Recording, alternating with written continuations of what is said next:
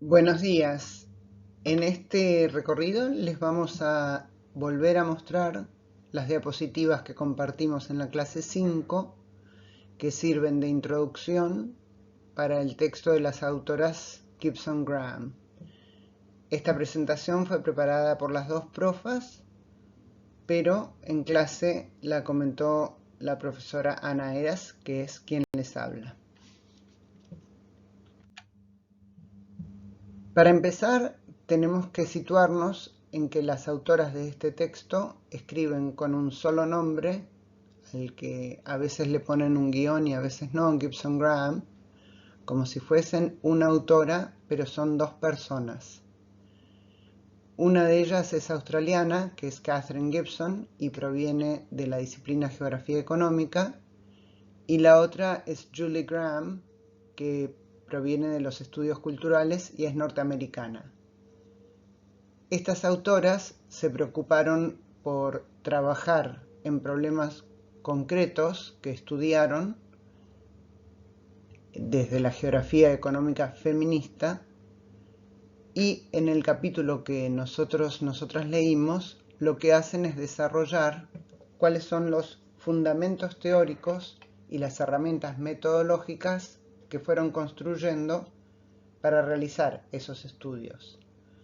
A estas autoras podemos ubicarlas dentro de corrientes postestructuralistas, que vamos a desarrollar en un ratito, que querría decir que su punto de vista epistemológico es postestructuralista, decolonial y descolonial, ambos, y antipatriarcales. Me detengo un segundo en el aspecto de la decolonialidad y descolonialidad, porque ya lo observamos en lecturas anteriores y lo quiero volver a remarcar.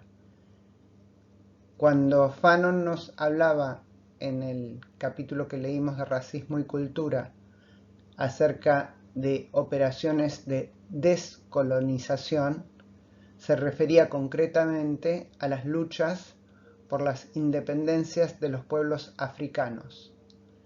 Y lo que él planteaba era que el único modo de desmontar la máquina decolonial, es decir, cómo está internalizado en todos y todas nosotras una dominación del hombre varón blanco sobre los demás pueblos en términos generales, es a través de una fuerte lucha de descolonización. Si bien estas autoras a veces usan el término decolonial y otras el término descolonial, ambas se ubicaron en forjar estudios y teorías que pudieran dar cuenta de procesos de dominación de este tipo, coloniales, pero a la vez de procesos siempre vigentes de lucha contra esa colonización, documentándola en prácticas concretas de las personas en el día a día. El capítulo que leemos fue escrito originalmente en inglés y fue publicado en 2002 en la Revista Colombiana de Antropología.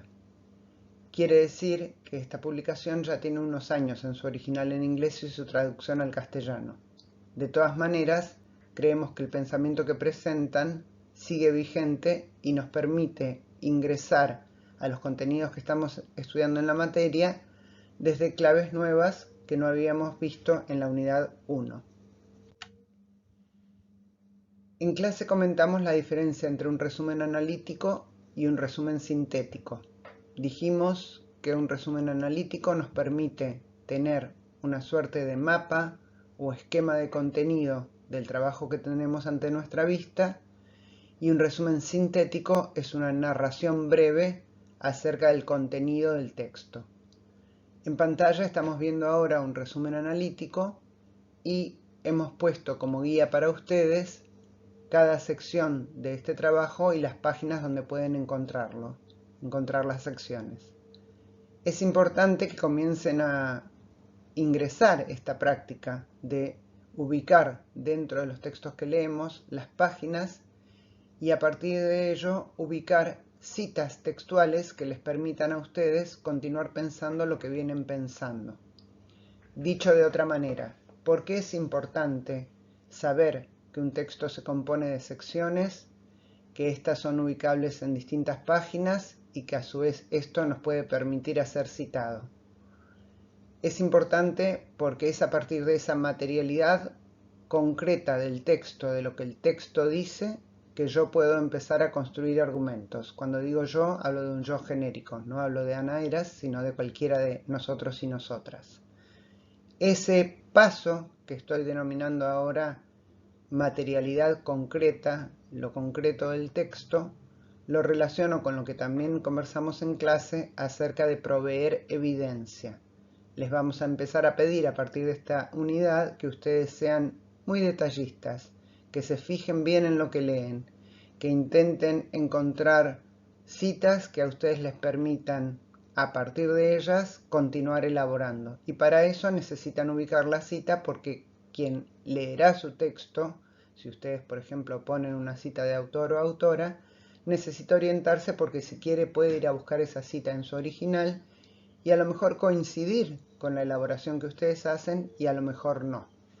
Desde ese punto de vista siempre es muy importante tener en cuenta estos aspectos que son de prácticas concretas que hacemos que construyen operaciones analíticas. En pantalla ahora tenemos el resumen sintético. Es lo que normalmente se llama resumen en los artículos académicos y en inglés abstract. Dice así: el postestructuralismo es una aproximación teórica al conocimiento y la sociedad que acoge la incertidumbre de los significados, el poder constitutivo del discurso y la efectividad política de la teoría y la investigación. En clase dijimos que esta primera frase, este primer enunciado, tiene muchísimos conceptos y que si no entendemos cada uno de estos conceptos, es muy difícil que podamos entender lo que viene después en el artículo. A la vez, solo vamos a entender el resumen si pudimos leer el texto completo. Completo porque es un texto complejo. Entonces vuelvo a decir lo que acabo de decir. Esta primera frase trae varios conceptos que es necesario, ni bien los miramos, tratar de entender qué quieren decir, a la vez que solo va a ser posible entender más cabalmente qué quieren decir una vez que hayamos leído todo el texto. El primer punto que se nos presenta en este enunciado es que el postestructuralismo es una aproximación teórica al conocimiento y a la sociedad. Acá están diciendo el postestructuralismo es una posición epistemológica. Es una aproximación teórica al conocimiento. Se refiere a presentar claves que nos permiten decir qué es el conocimiento, qué es conocer, pero también nos da claves que permite preguntarnos sobre qué es la sociedad, cómo se construye, y en este capítulo van a permitir las autoras a partir de estos conceptos plantear la noción de que todo contexto social puede ser intervenido, es decir, así como hay proyectos en marcha que van consolidando ciertas prácticas y ciertos sentidos, podemos intervenir colectivamente, por ejemplo, para buscar referenciar otros sentidos y otras posibilidades.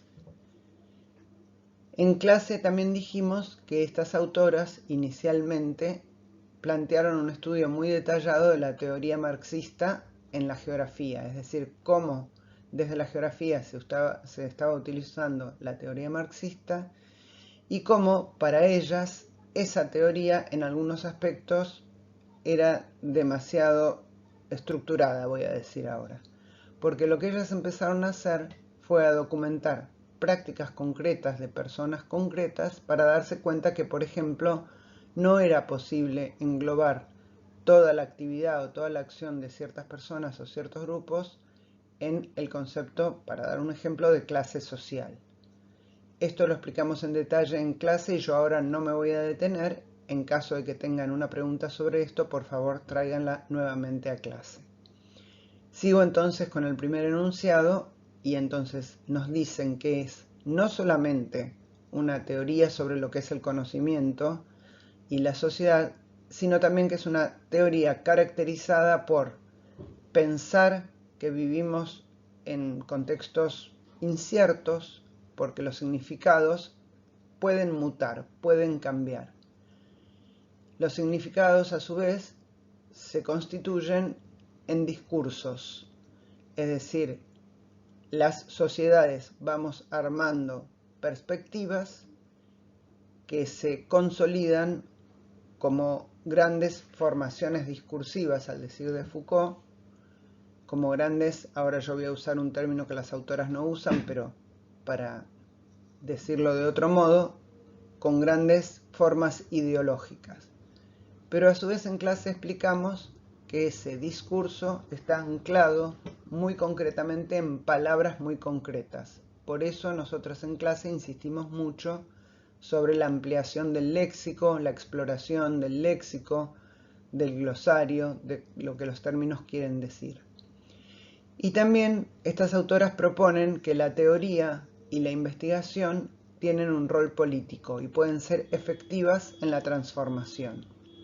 Para ello, estas autoras van a presentarnos conceptos que a su vez son estrategias, es decir, no son solamente palabras que refieren a teorías, sino son formas, estrategias, en que se puede intervenir en la sociedad. Estas estrategias que ellas presentan son la deconstrucción, la genealogía y la performance. Y parten de suponer y de afirmar que el lenguaje puede ser deconstruido, es decir, todo discurso construido socialmente a su vez puede ser transformado. Para ello, ellas van generando en este texto secciones donde explican cada una de estas estrategias y a qué autores y autoras refieren en primer lugar. Las invitamos a leer con atención nuevamente el texto para ir ubicando esos autores y autoras que en clase empezamos a mencionar, pero solamente dejamos mencionados. También explicamos en clase que el signo es una relación entre una marca material, lo que solemos llamar la palabra, y una marca no material, algo a lo que alude, que se nos representa. Es decir, que el signo es una relación.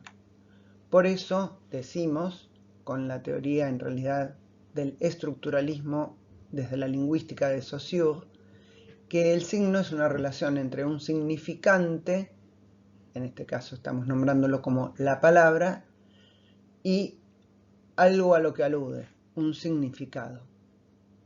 Que el signo sea una relación quiere decir que es inestable, es incierto, es lo que decíamos en la diapositiva anterior, cuando en el primer enunciado leíamos que el postestructuralismo se posiciona en la noción de que vivimos en la incertidumbre.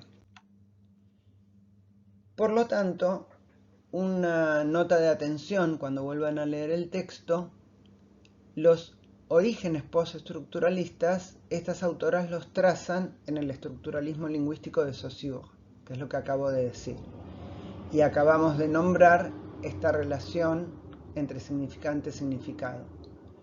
Ellas dan el ejemplo de fábrica, ustedes pueden ir a leerlo, buscar las páginas, buscar las citas, que después reelaboran a lo largo del texto.